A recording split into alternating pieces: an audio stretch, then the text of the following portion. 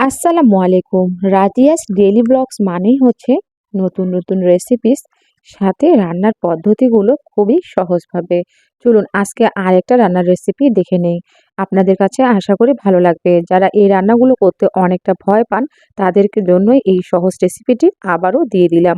এখানে কিছু পেঁয়াজ কুচি আর তেজপাতা হালকা ভেজে নিয়ে চিনি গুঁড়া চালটা দিয়ে দিলাম। যে যতটুকু রান্না করবেন পরিমাপ বুঝেই চাল নিয়ে নেবেন। আর চালটা আমি প্রায় ১০ মিনিট ভেজে তুলে নিয়ে সেই ফ্রাই প্যানে আবারও কিছুটা তেল অ্যাড করলাম। তেলটা আমি একবারে দিয়ে দিয়েছি। যেহেতু সহজ পদ্ধতি বলেছি তাই সহজভাবে দেখানোর ট্রাই করতেছি। আপনাদের ভালো লাগবে। এখানে ১ কাপ পরিমাণ পেঁয়াজ কুচি দিয়ে দিচ্ছি। দিয়ে ভালো করে এখন পেঁয়াজ কুচিগুলো ভেজে নিচ্ছি। আর পেঁয়াজ কুচির সাথে কিছু আস্ত মসলাও অ্যাড করছি। এখানে দিচ্ছি ছোট এলাচ, তেজপাতা, সাথে হচ্ছে লবঙ্গ আর দারুচিনি, সাথে দিয়েছি কিছুটা গোলমরিচ। পেঁয়াজ কুচিগুলো কিছুটা তুলে রেখেছি। এখন কিছুটা পানি অ্যাড করে দিলাম যাতে মসলাগুলো দিব যেহেতু সেগুলো পুড়ে না যায়।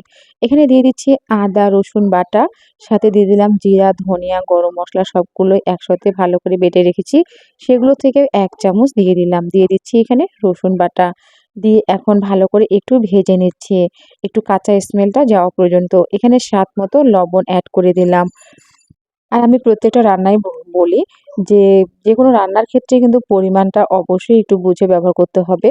বেশি হয়ে গেলে সেই রান্নাটা তো আর খাওয়া যাবে না। এখানে দিয়ে দিলাম ১ টেবিল চামচ পরিমাণ মরিচের গুঁড়া। এখানে ভাজা গরম মসলার গুঁড়াটা দিয়ে দিলাম। আর ভাজা জিরার গুঁড়াটা দিয়ে বেশ কিছুটা সময় কষিয়ে নিয়েছি। কষিয়ে নেওয়া হয়ে গেলেই দিয়ে দিচ্ছি ধুয়ে রাখা গরুর মাংসগুলো। দেখে নিশ্চয়ই বুঝে নিয়েছেন যে এখানে কোনো হলুদ গুঁড়া কিন্তু ব্যবহার হয়নি। এখন জাস্ট মাংসটা কষিয়ে নেওয়ার পালা। মাংস থেকে প্রপারলি যখন পানি ছেড়ে দিতে শুরু করবে, সে পর্যায়ে ৩ টা কাঁচামরিচ দিয়ে দিলাম। আপনারা ঝালটা অবশ্যই আপনাদের টেস্ট অনুসারে দিতে পারবেন, কম বা বেশি। এখন এই তো জাস্ট কষিয়ে নিচ্ছি। নিয়ে দিয়ে দিলাম ইনস্ট্যান্ট বানিয়েছি একটা টক দই, সে টক দইটাও দিয়ে দিলাম। আর এই তো টক দই দেওয়ার পর আরও কিছুটা পানি ছেড়ে দিয়েছে। তারপরে দিয়ে দিচ্ছি এখানে রাঁধুনির রেডি মিক্স বিরিয়ানির মসলা। এখান থেকে আমি প্রায় ৪ টেবিল চামচ দিয়ে দিচ্ছি। মাংস আর চালের পরিমাণ বুঝেই কিন্তু ব্যবহার করতে হবে। অলরেডি আমি এর আগে কিছুটা মশলা ব্যবহার করেছি।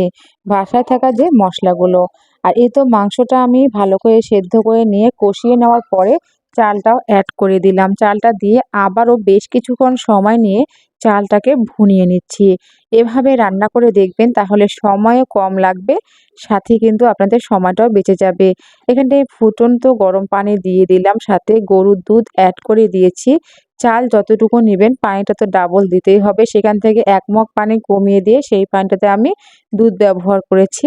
তারপর কিছুটা কাঁচামরিচ, ঘি এখানে দিয়ে দিচ্ছি। এখন আবারও কিশমিশ, পেঁয়াজ বেরেস্তা দিয়ে এই তো দমে দিয়ে দিলেই বিরিয়ানিটা রেডি হয়ে যাবে। আর খুব সহজভাবেই দেখিয়েছি এই বিফ বিরিয়ানি রান্নাটা। আপনাদের কাছে কেমন লেগেছে অবশ্যই জানাবেন।